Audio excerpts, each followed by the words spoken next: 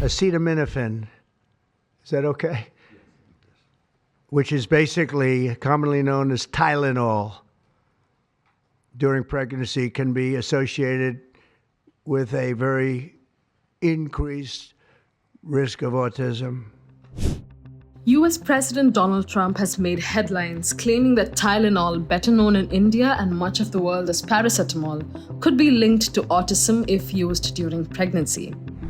The statement has sparked a storm not just in America but around the world, because paracetamol or acetaminophen is one of the most common medications used by pregnant women to manage fever and pain. So, is there really a link between paracetamol and autism? Or is this just another case of misinformation? Well, the World Health Organization has rejected any such link, as have many doctors.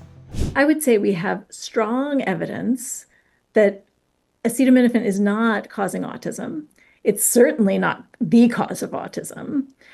And so to make that sort of statement that nobody should take Tylenol takes away the individualized nature of how we practice medicine and how these medicines are prescribed for families, for the people that they're prescribed for, both during pregnancy and for children.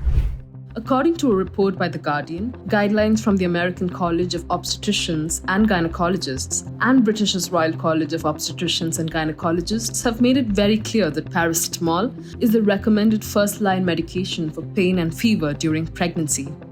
In the UK, NHS guidelines say that paracetamol is the first choice of painkiller if you're pregnant. It's commonly taken during pregnancy and does not harm your baby. Reacting to the controversy, Dr. Susan Cressley, president of the American Academy of Pediatrics, said that the White House event on autism was filled with dangerous claims and misleading information that sends a confusing message to parents and expecting parents and does a disservice to autistic individuals. A report by the Hindustan Times cites the Society for Maternal Fetal Medicine, which says that high fevers in the first trimester of pregnancy can increase the risk of miscarriages and preterm births. In such situations, Tylenol is used to treat the fever. If the fever is left untreated, that itself can harm the baby. The message from doctors is consistent. It's not about just relieving the pain, it's also about protecting the baby.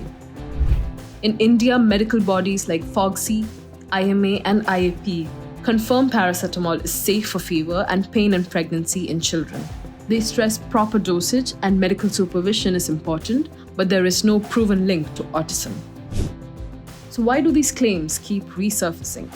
Dr. S. Sachidananda Kamath, neonatal specialist and former president of the Indian Academy of Pediatrics, explained that almost every pregnant woman is given paracetamol at least once during pregnancy, usually for fever, headaches, or pain.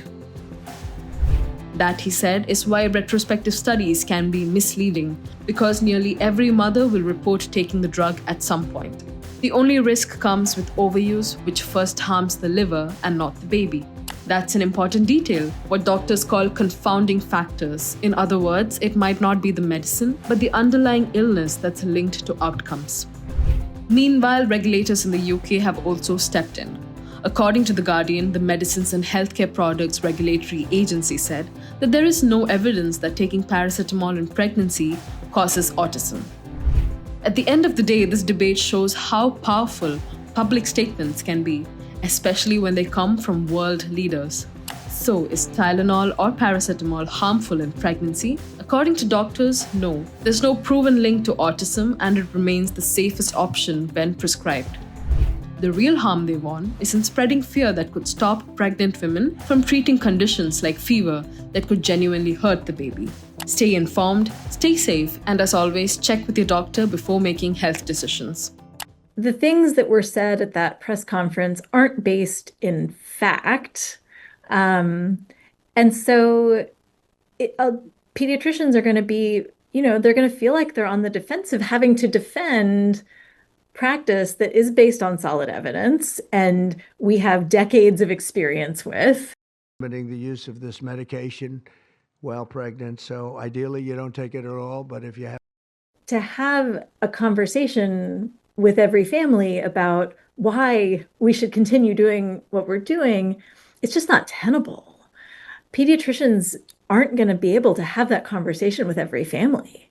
And so what I'm worried about is that families are just going to say, well, my pediatrician doesn't have time to talk to me about that, so I guess I'll just go with what this, non-doctor said on the internet.